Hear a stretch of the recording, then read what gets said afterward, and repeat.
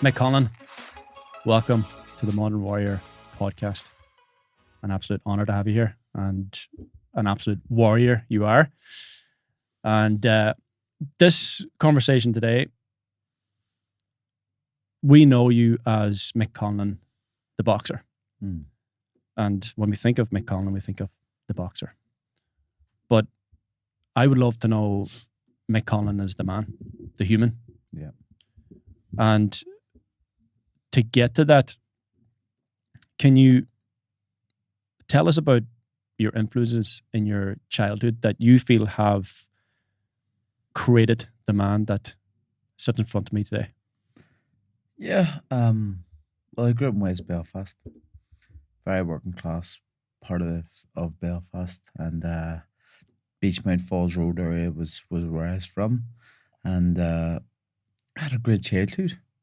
You know, now the soldiers were patrolling the streets and stuff, but like when you're a kid and you're living through that, it's normal. It's nothing out of the ordinary because it's happening. You know what I mean? So, You grew up with it. yeah, you grew up with it, so it's not, you don't think there's anything wrong with it, but looking back on it, you go, "Geez, that was a bit crazy." Like in them times, if you think about now, in the likes of like Afghanistan or anything like that, and you see the American soldiers and British soldiers patrolling the streets, that's what Belfast was, only with the Brits in Belfast. So, and all over the north, kind of.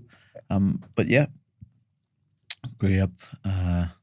Three other brothers. There's four of us all together, all boys. My dad's a dub. My ma's from Clonard, and it was a great family. When you grow up in a working class area, it's very easy to slip off the slope, so to say. So there's plenty of that throughout my life. You know, we were close to the peace wall, so there's plenty of like rapping with the other side and stuff, and just getting up with no good. But like, it was all out of a bit of fun. You know what I mean? Let's have a bit of crack, and that's all it was. But There was a lot of bitterness back then too, though. Did that sort of... There was, but it wasn't really. You know what I mean? It was, if we were going to do that stuff, it was like a bit of crack, throw a few stones, and get chased by the cops. You know, that was what it was. It wasn't anything else. You weren't going to kill somebody or try to kill somebody. You were throwing a few stones and then getting chased. Did the sort of hatred towards British soldiers or their occupation didn't really... No, take over? You're a kid, and it wasn't something in my household which was kind of pushed. It wasn't spoke about. So, you know, it was just like, you didn't understand why. I didn't even question why. It was just normal. Mm-hmm. So, yeah, it wasn't. There was no like hatred or anything towards anybody. You don't even people the other side or anything like that. There, you know, in North, I think it's politics and it's us versus them or whatever it is. People make it out that way, but how I always see it is, if you're nice to me, I'll be nice to you. If you're a cunt to me, I'll be a cunt to you. So, you know, there's no point of wearing different faces, in my opinion anyway, because I just like people being honest and straight, and if you don't like me, you don't like me, and if I like you, you'll know I like you. If I don't like you, you'll know I don't like you, and that's how I've always been. You talk about the potentially slippery slope that you could have fallen down on, being involved in that environment. Yeah.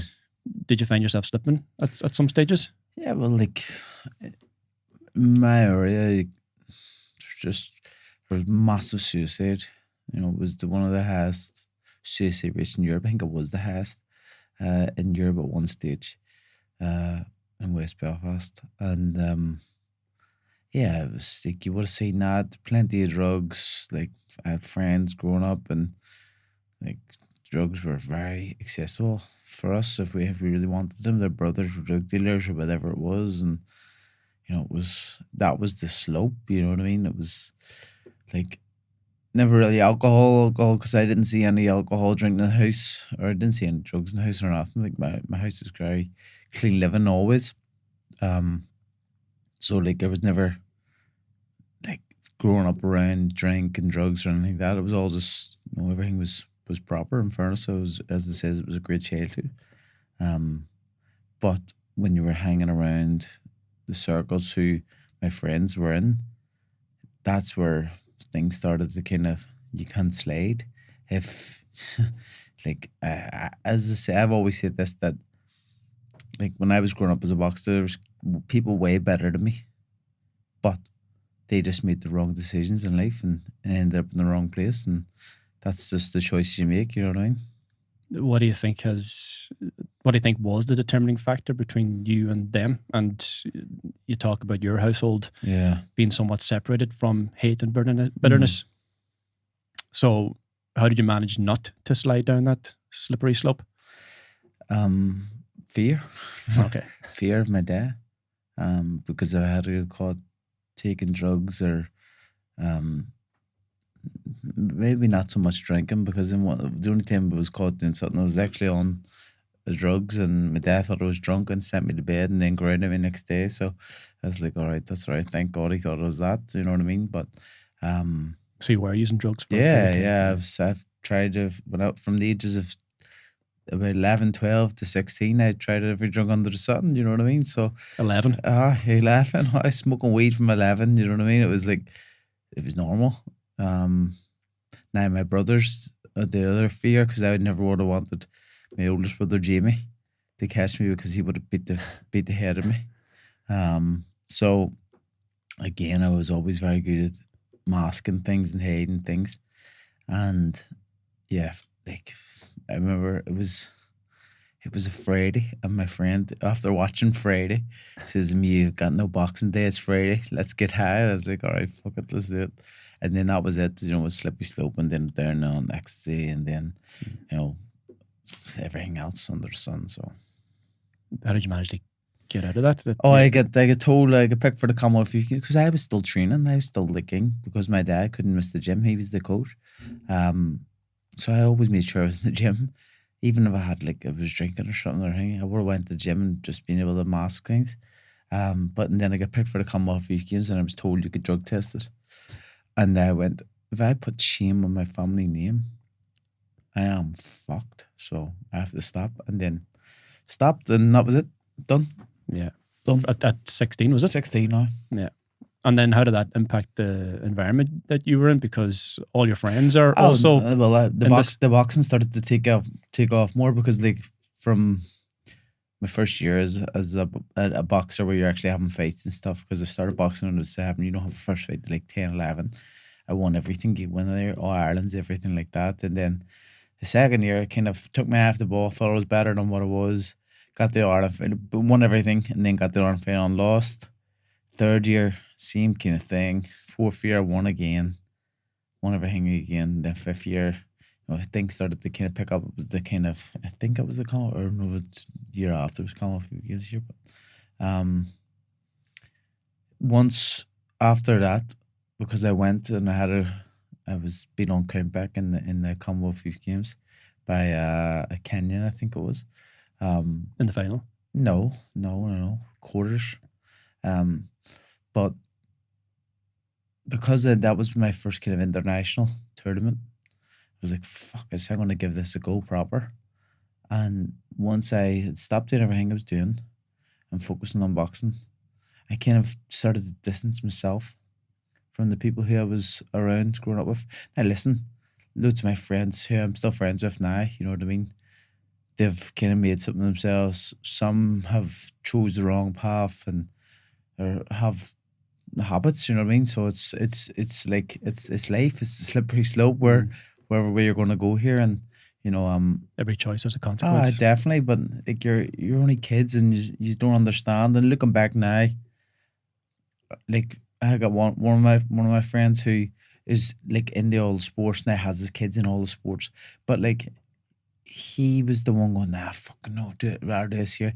Now he looks back and goes, I wish you had done what you done and just focused on doing a sport. And I says, oh, I was kind of not doing that, but thankfully, I had that fear of my of the repercussions of what will happen. Yeah, the fear of your father.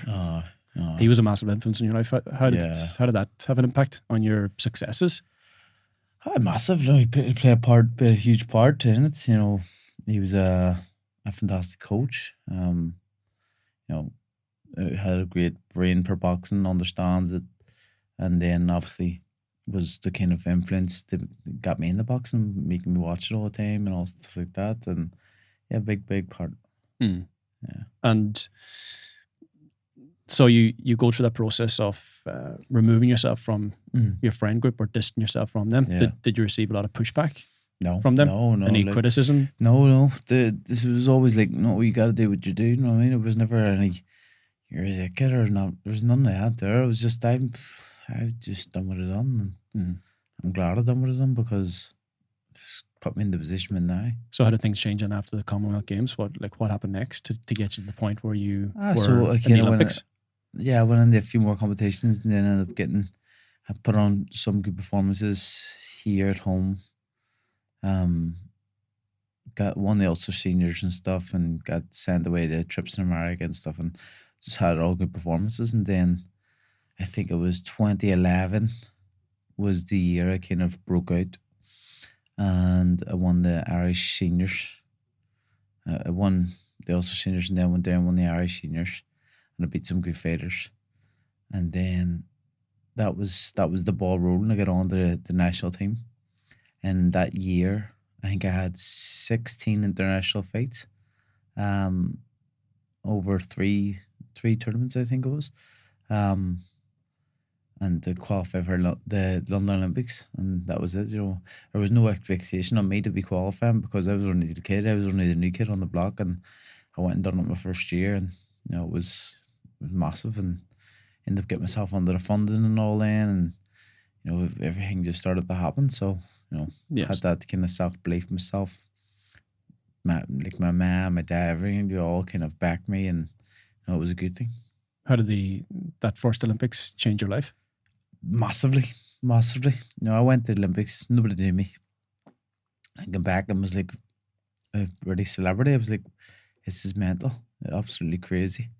But London, even compared to Rio, London was the one. Like London was unbelievable. How it was set up, the facilities. You know, you're not speaking a different language. Everything is like it's local. I mean, it's the closest we'll get ever to home games, and it was great. You know, it was literally an hour away from the house, flying in, flying out, perfect. You know what I mean? It was fantastic games. And that led a new fire in your belly then for the next Olympics? Was that once you came back from London, was it full focus on the next 4 years? When we went to London, Billy Welch, I remember saying to me, don't worry about this. Rio's your Olympics. Don't worry about this. Just go out and have fun. I was like, guys, I'm going to get what I want. I mean, I want the gold, obviously, because if you've seen the interview and I lost in the semis, I'm devastated. But I just went and pushed myself and put on some great performances.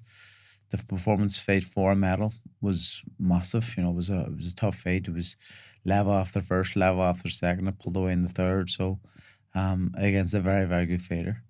But after that, you know, I was like, fucking right. I started to believe myself. But then there's always, you start to kind of think you're better than what you are. And that's normal. That's ego. That ego is the enemy. I've read the book and stuff now and I understand it more. And, you know, it's like you're going, you just ground yourself, relax, you know, and I wish I probably had more people around me telling me to. I did have people tell me, like my dad and everything, you know, but like at the end points, I've just came back from London Olympics. I'm a fucking celebrity now. I can't walk out to anywhere else in Dublin without people getting photos. It's unbelievable. So who the fuck are you to be telling me kind of thing? And you're going, oh, you're a dickhead. Looking back, you go, you're a dickhead. But I wasn't like, I'm probably making it, I was worse than what I was. I wasn't bad, but I know that you definitely like weren't bad. In terms of performances. Yeah. Like my performances had dropped a little bit, not by much, but definitely a little bit. In 2013, I only got bronze or silver in the Europeans. That was only made that year anyway, but I only got silver in. And then after 2013, actually, the World Championships that year too. And I actually lost to the Russian who actually beat me in 2016. So, it was that year that kind of made me go, after that 2013, I was like, fuck this. I just moved up weight here and pushed this guy. I'm gonna go and do the job here. And then from 2014 till I think it was 2016, I was undefeated, I think. Just a great run, Commonwealth Games champion, European champion, world champion. And that was just of pure focus and self belief and reading The Fucking Secret and everything. And that was my mum. My mum was telling me to read that from years ago, before the McGregor stuff, before everything. She had me on there from the start, and I never listened to her. I was just going, "You're mental, you're mental." But no, Yeah. it's very good. Like, So then you go to the Olympics in 2016. You've got this very high expectation hanging Yeah. over you. Yeah. Do you feel that spurred you on, or did that hold you back? No, I loved it. I loved it. I went into the Olympic Games as a school medal favourite. You know, the current world champion into the games, busting my confidence.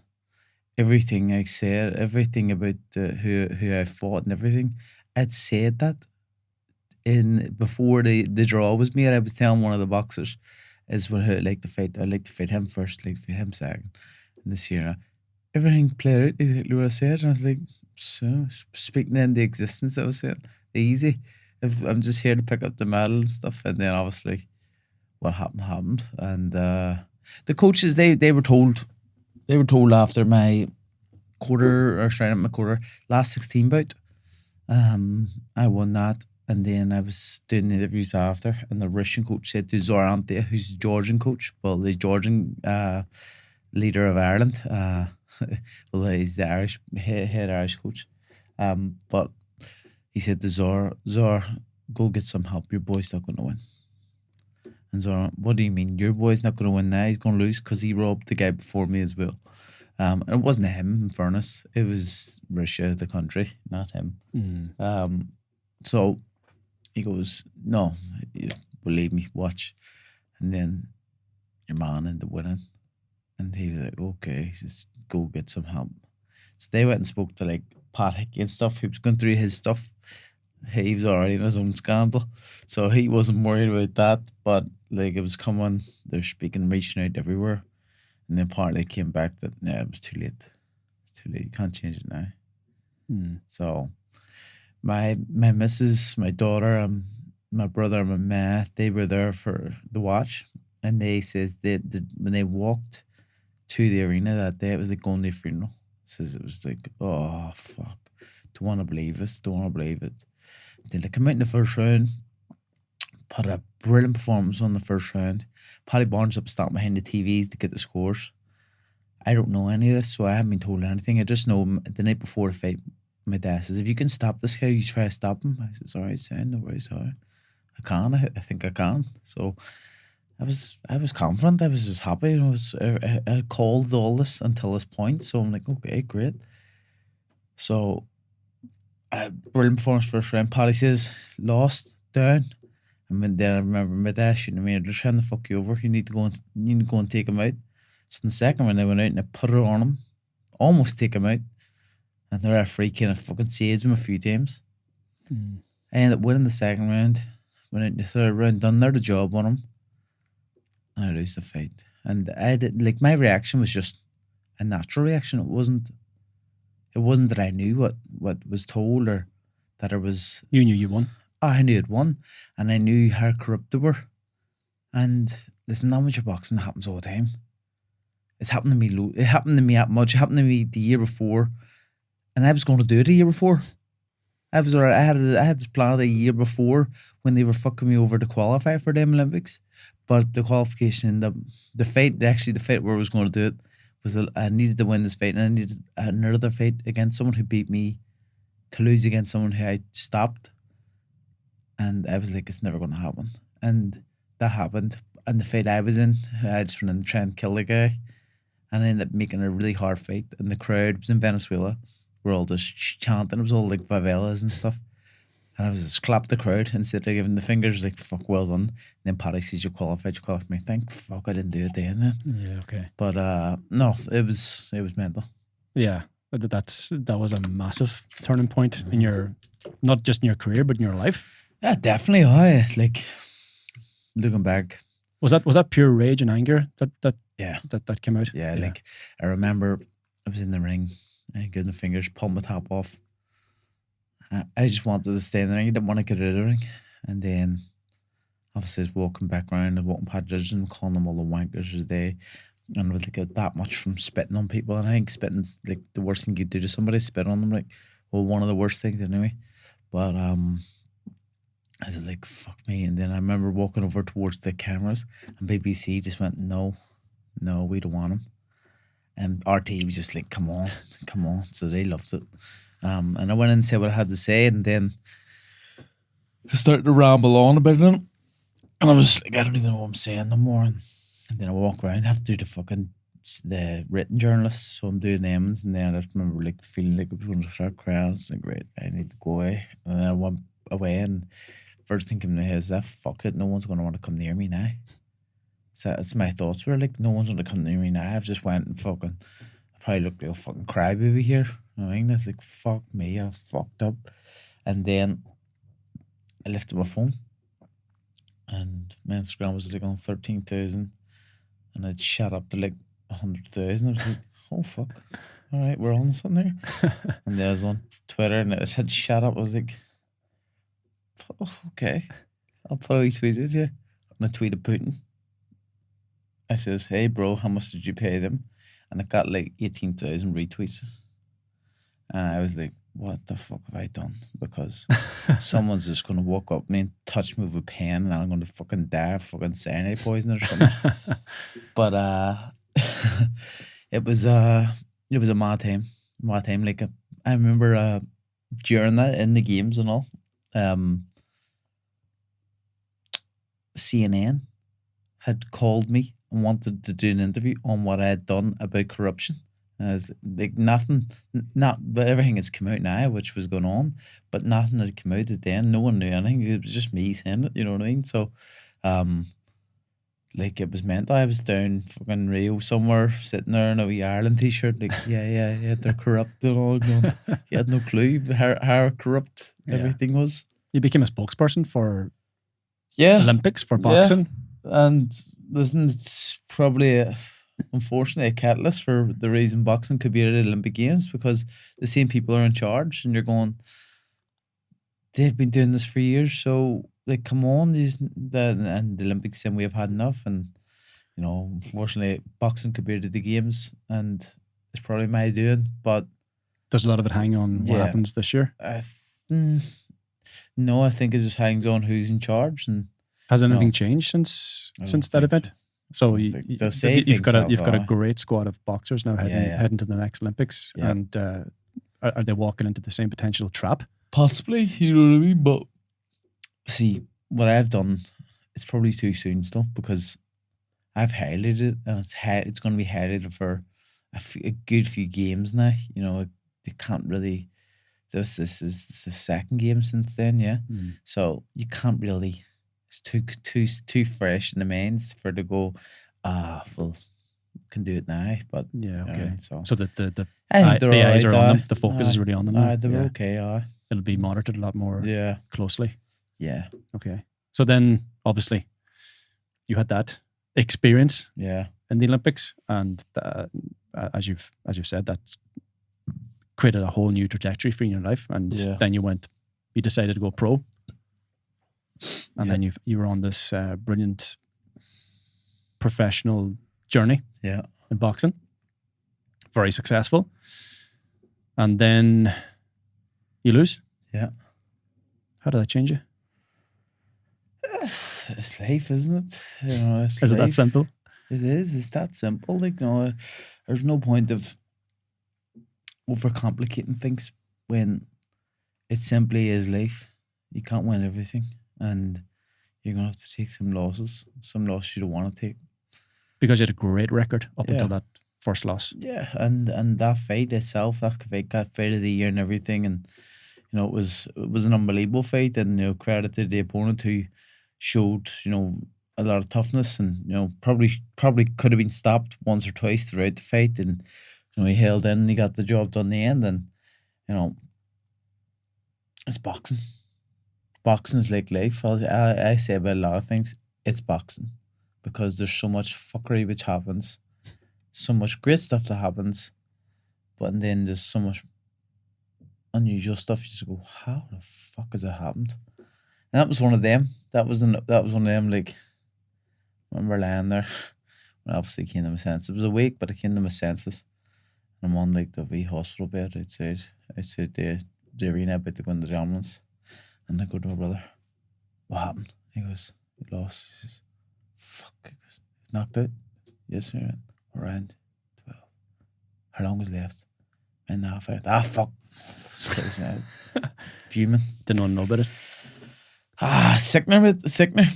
That you came so close. That literally was a minute and a half away from being world champion. That must fucking sting. It does, but like now, mate, it's life.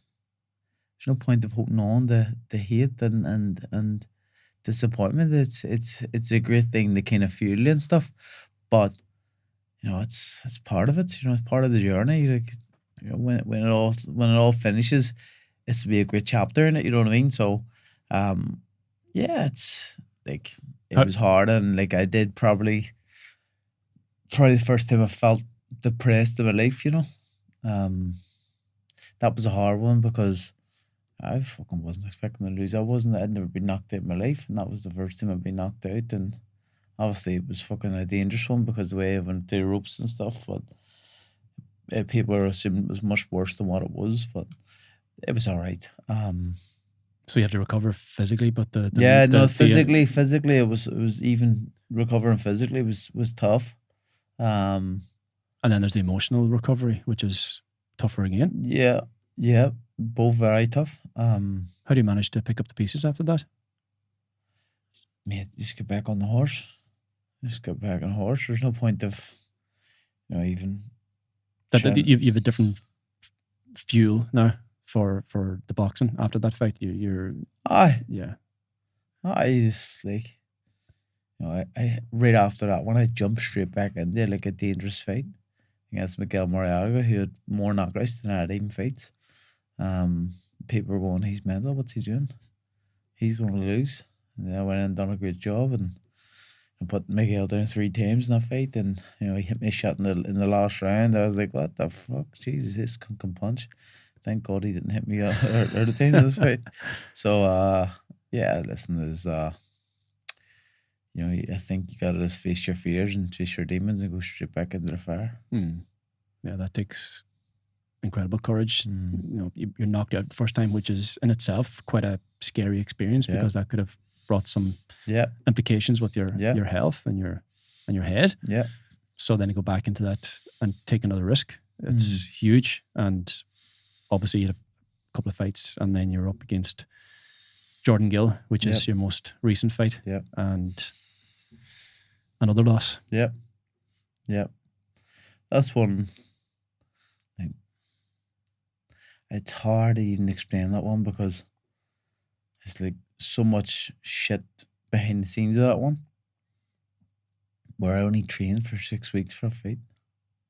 Like from the fight was announced, which was 8 weeks out, then I flew to Miami, went there, trained for 5 weeks, flew back, trained for a week in England, and then, you know, fight week, you don't count fight week anyway, so I'm going like, what the fuck? That's mental. Like, it's not like you. So much shit going on in the background, family stuff, personal stuff. Don't need to speak about it, but where you're going, what the fuck? What was the point? Your head wasn't in it. No, it wasn't. It wasn't. And it was a brand new coach and everything. So it's going like, that wasn't the fight. And why'd you decide to do it then with all that going on in the background? Different things, you know. We have our own promotion in Conlan Boxing, and we were co-promoting along our Matchroom, and then, you know, it was a fight that I was seeing that going to a job and quite handy. Even though I was like, I don't think that's the right fight to start, but you know, decisions were made, and we're just like, oh fuck it, then all right, let's go, roll the ball. I mean, you live with the consequences, but you know, you got to be happy with it. And to be honest, after that one, I was that close, like, you know, from going that finish. But I still believe I have a lot to achieve. I still believe I have still the ability to achieve what I think I can. And if I thought otherwise, and if the people who are closest around me thought otherwise, I'd say I'm done. But people don't. People understand, and the people who are closest around me understand what was going on. So they went, okay, fair enough. You weren't prepared. Yeah, I mean, There's a lot of people. prepare to Yeah. prepare to feel the prepared. Exactly.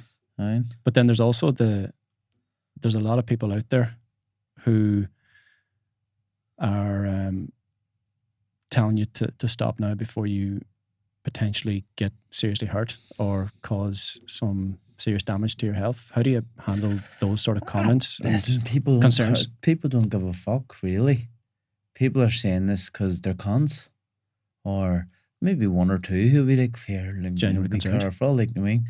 But I'm going, what the fuck is talking about? Explain to me why. So, all right, when I've lost, I've been stopped. But the Gill fight, I was on my feet. And the Lopez fight, I was on my feet. The Wood fight was a freak accident, and he hit me harder punches through the fight. To be honest, it was more fatigue than anything. It wasn't the punch, it was fatigue. The punch obviously had done the job, but the reason I wasn't able to absorb the punch was fatigue. You know what I mean? So you're going, you have no understanding of what it is. You can separate yourself from those type of concerns. I'm not Mick Conlan the boxer. I can be Mick Conlan the person. Mick Conlan the boxer as a persona, 100%. Has to be. I'm a father. I'm a fucking businessman.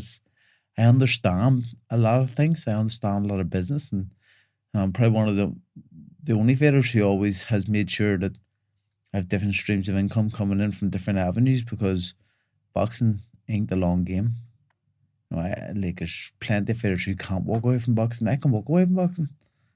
So Your identity is not tied up with it's it. not tied up. No, it never has been. Yeah. I mean, probably back when I was a kid, but now I know. Mm-hmm. Yeah, because you do have other opportunities. At the moment, you've got your promotional company. Yeah, promotional company, my own beer. Plenty of other things in the pipeline. Father. You know, father of two. So, and you know, before, when you were younger, before the kids came along, and you know, I can identify this too, and I work with a lot of men and fathers. When you walk into that ring, you know that you're the man that your family are depending on. Yeah. Every single day. Yeah.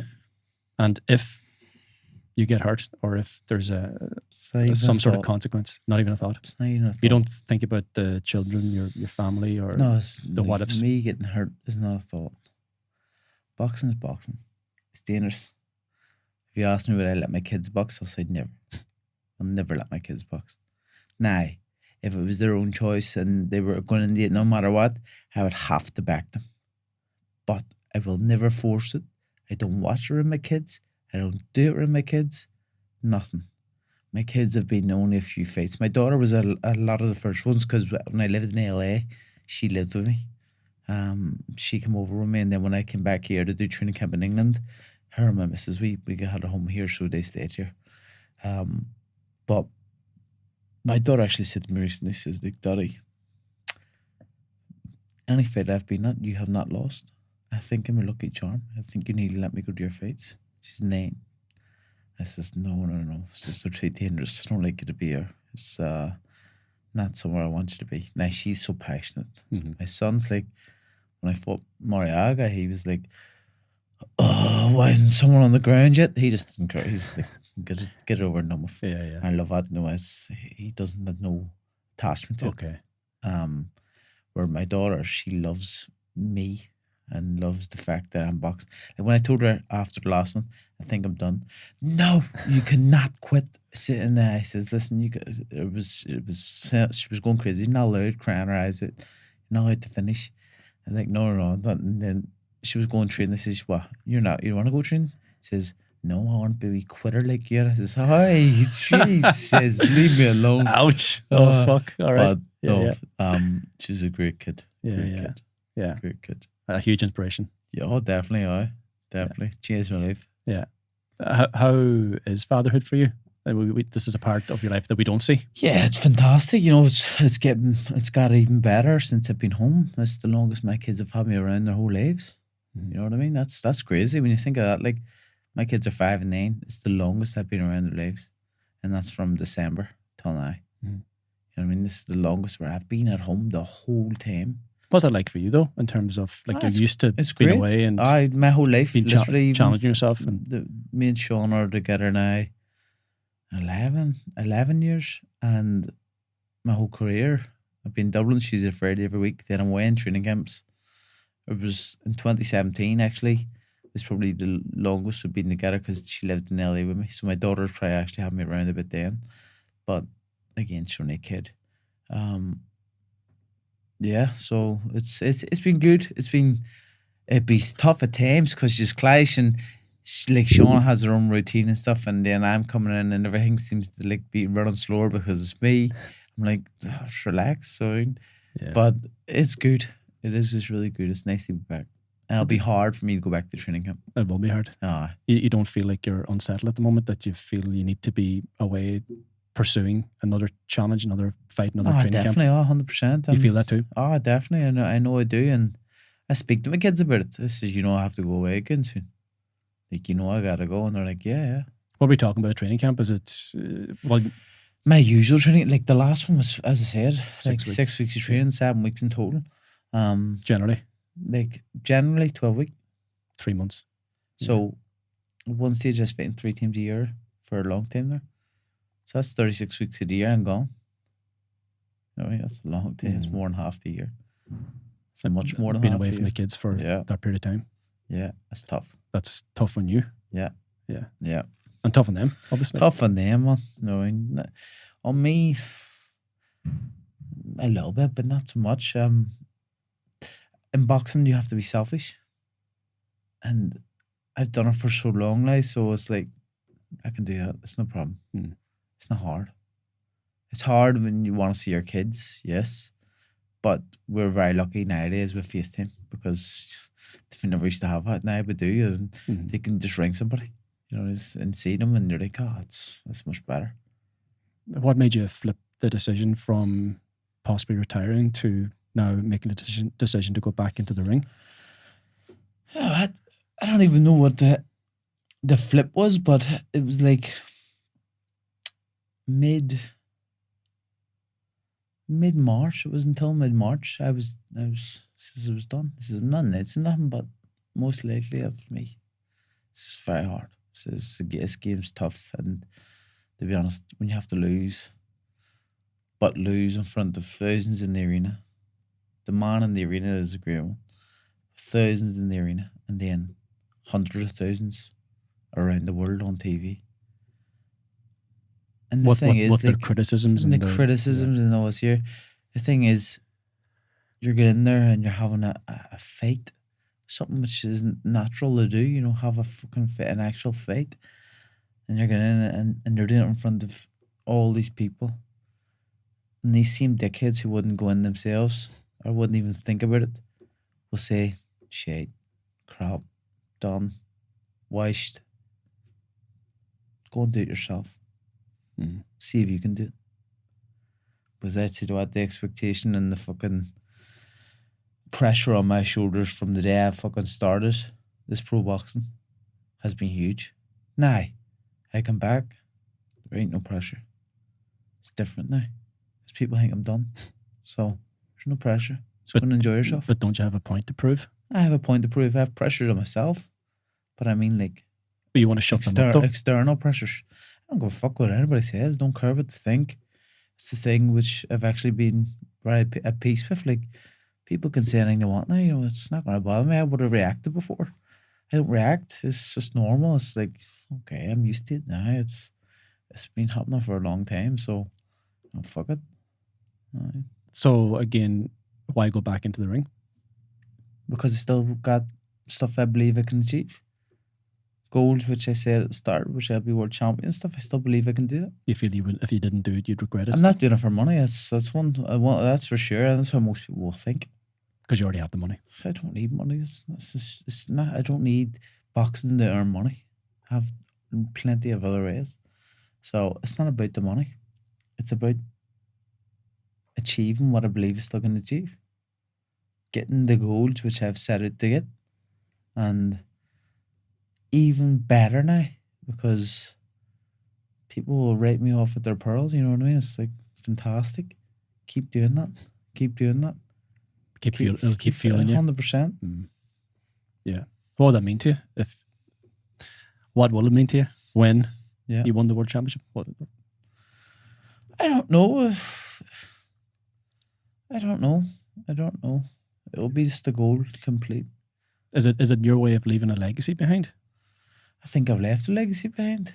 I think I've done well enough to leave a legacy behind already with everything I've done. Like, I'm the first and only Irishman ever to win an amateur world title. Still the only Irishman ever to do it. So that alone is fucking legacy. Olympic medals, the Olympic fucking scandal changed how the whole Olympic boxing is working. As a professional, sold out arenas all around the world. I mean, may not achieve what I want to achieve yet, but even another fighter has done that. Mm-hmm. You know what I mean? So I think I've done well. And how do you define success nowadays? How does people? Is it money? Is it accolades?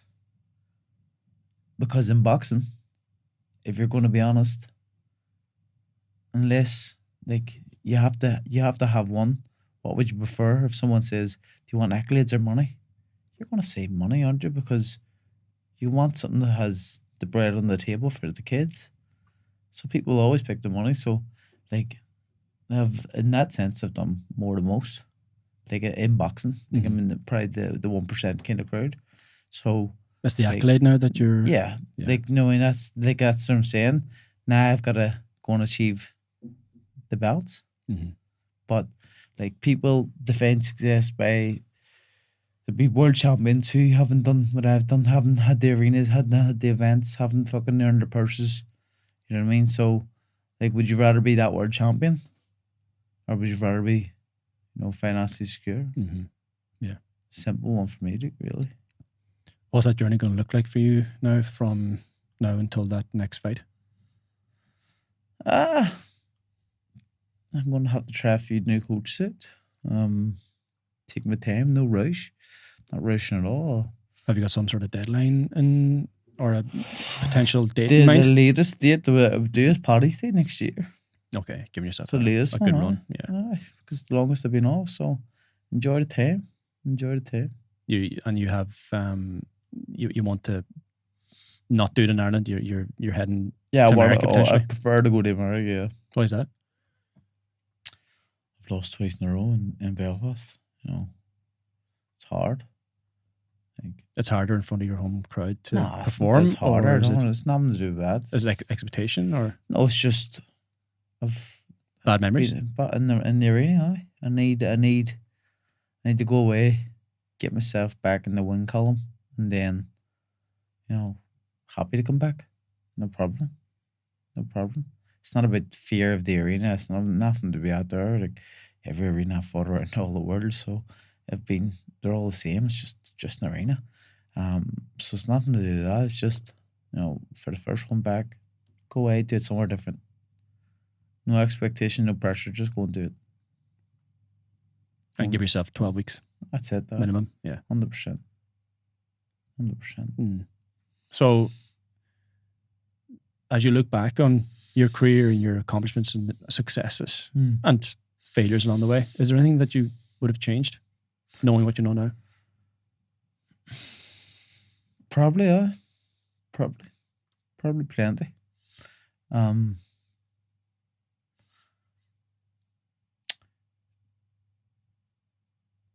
Yeah, I really did a few things. Decisions which were made, which weren't in my control. Different things. I would have probably took control more myself. Instead of at times, promoters, not all the time. Yeah, management, promotion, all things like that. Yeah, like I would have, some of the decisions I believe weren't the smartest, but in life and in business, you gotta make mistakes to learn from them. So Would I really change them? Probably not, because they've all been learning curves. Is there one You know what I thing? mean? Is there something that really sticks out when you reflect back on that you'd have liked to have changed? Not really, no. What Nothing. about the last fight and the preparation for that? Yeah, that one I would definitely. That's the one I would definitely kind of go for. I shouldn't have done that, but again, it's the choice we make. The result is the results where we are. No, where we are is the results of the choice we've made. So, like, you can't dwell on it Mm-hmm. because it's happened, and you can't change it. You know what I mean? There's no point to even going, would you change it? It's like, you can't, so there's no point to even saying it.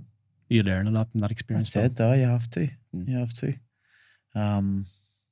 You described that last loss as, or potentially even before that fight, as being the lowest point of your life. Definitely. Last one, definitely. Just because everything else was just going on, as it says. Loads of family stuff out there. And I was on a fucking back-to-back loss streak then. And in losing in a fight that I was fucking massively favoured to win. It was quite hard. I mean, it was quite hard, and I think I was just like, I was done with it. No, I was done with the boxing.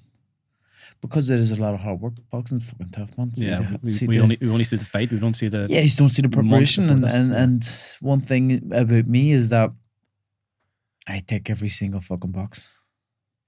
And I mean, I put my life and soul into the work I put in. There's no fucking around. So it's always hard. It's always very hard. And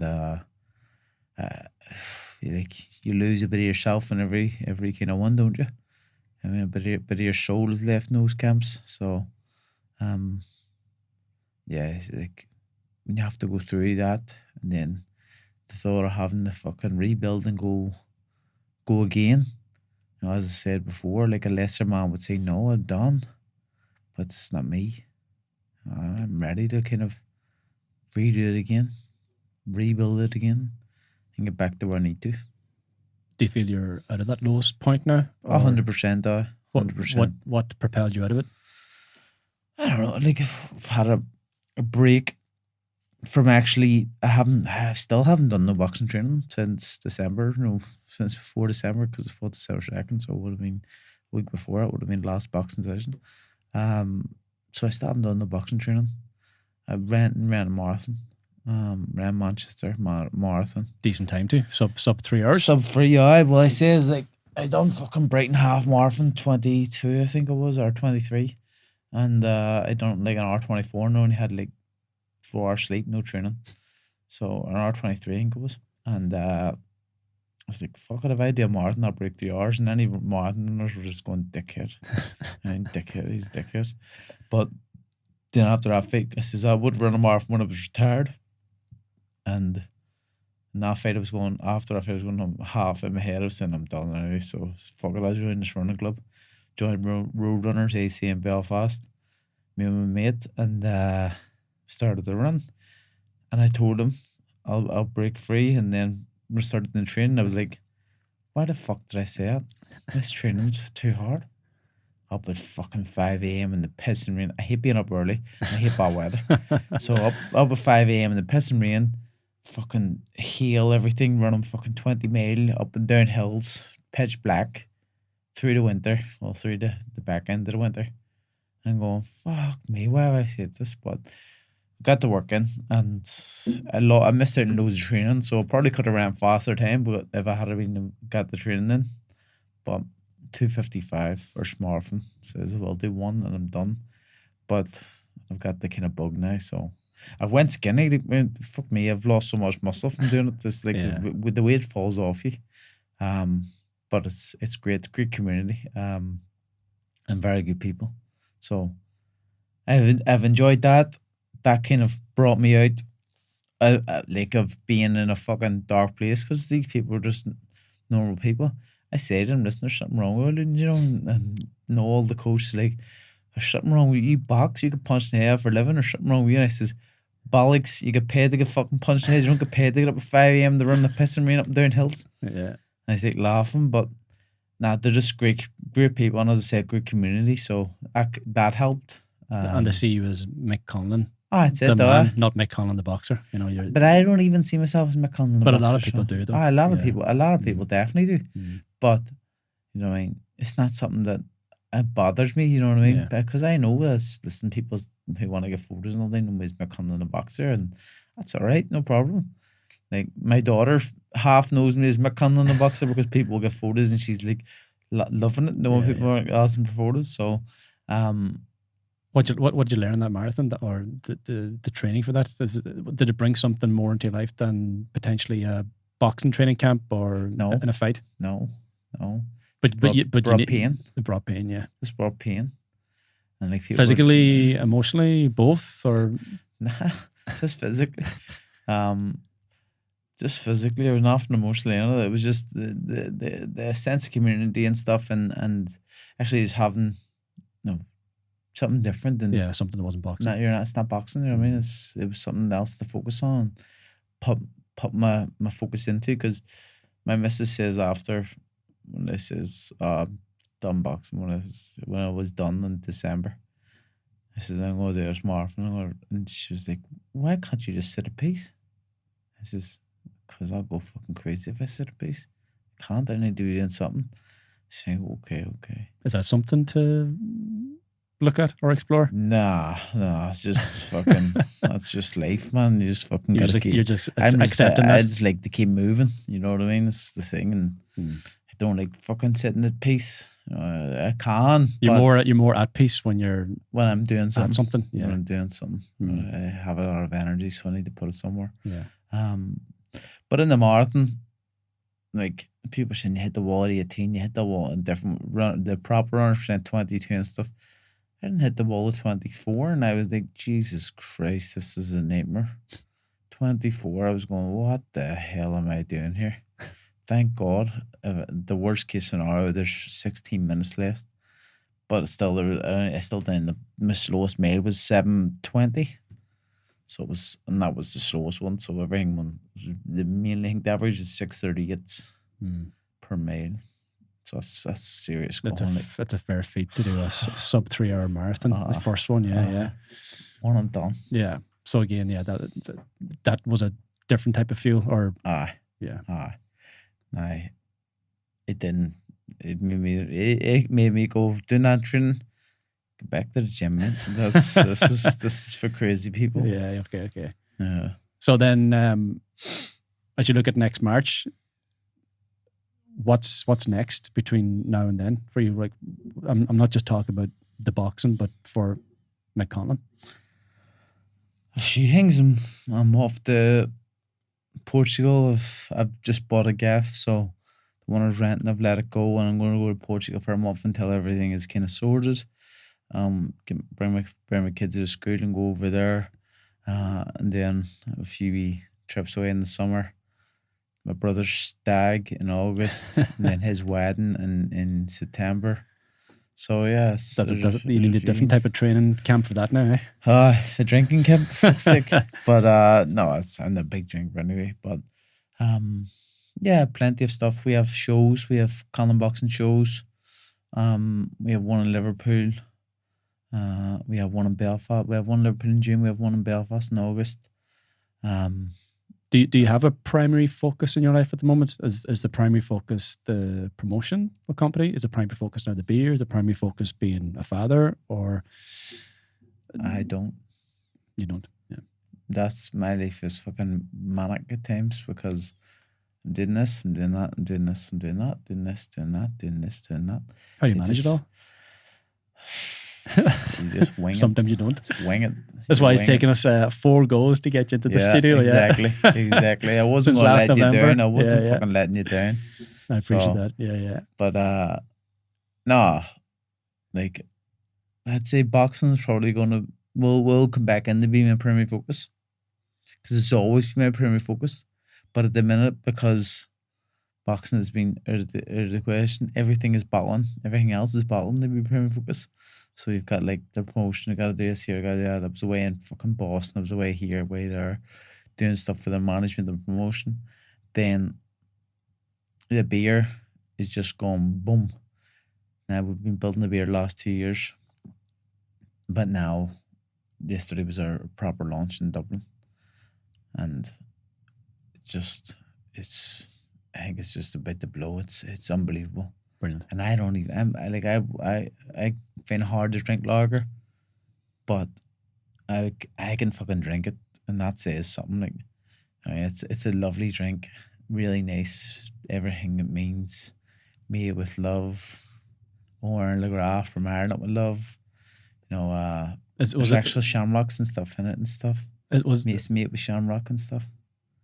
Yeah, so there's proper Irish in it, yeah. Proper Irish. Was that set up as again another income stream for yourself for further security, or is there something more to that? That was an investment. It was an investment. You know, I didn't set that up. Something my friend set it up, and he came to me, and I decided to invest in a firm. So I was the first investor, and I've got a few more in. So. And you've got, I'm sure, a lot of other requests for different types of investments. You get a lot of stuff. Again, I have a financial advisor and all. Now, my financial advisor probably wasn't too keen on me doing the beer, but I done it anyway. So okay, yeah. So, this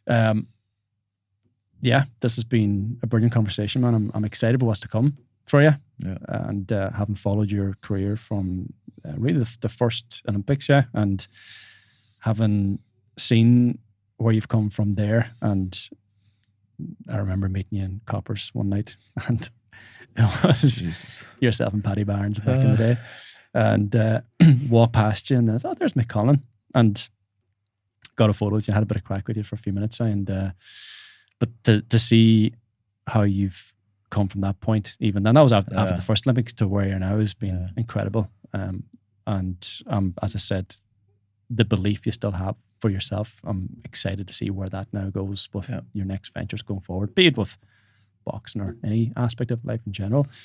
So you're a massive inspiration for a lot of men out there as well, which is the primary audience of this podcast. And a lot of those men do get stuck and have mental health issues and struggles and all the rest of it. So is there anything you could leave us with in terms of that aspect, in terms of the mental health that could potentially help someone that's in a dark place such as you were not so long ago?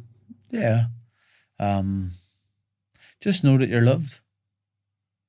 No matter what you think, no matter who it is, there's someone out there who does love you.